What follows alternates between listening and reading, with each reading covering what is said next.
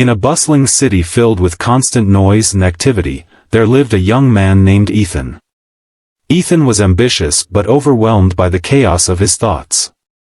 His mind was always racing, worrying about work deadlines, relationships, and the endless what-ifs of life.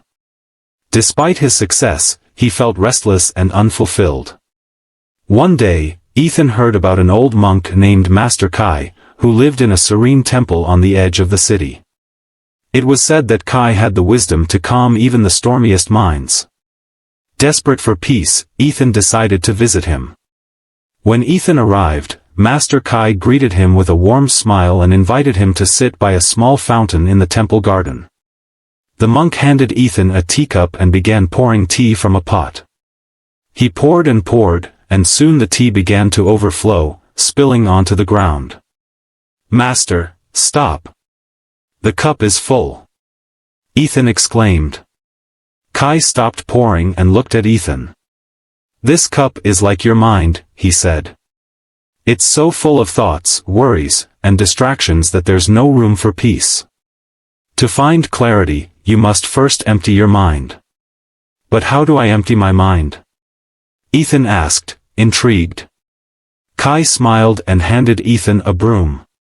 "Sweep the garden," he said. Confused but obedient, Ethan began sweeping. At first, his mind was filled with questions. Why am I sweeping? How will this help? But as time passed, the rhythmic motion of the broom calmed him. He started to focus only on the task at hand, the sound of the broom on the ground, the feeling of the breeze, the chirping of birds. After an hour, Master Kai returned. "What were you thinking about while sweeping?" he asked. "Nothing," Ethan replied, surprised. "I was just sweeping." Kai nodded. Exactly.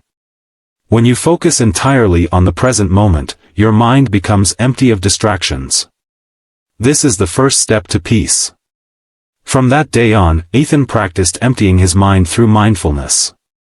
Whether he was walking, working, or simply breathing, he learned to let go of unnecessary thoughts and focus on the now.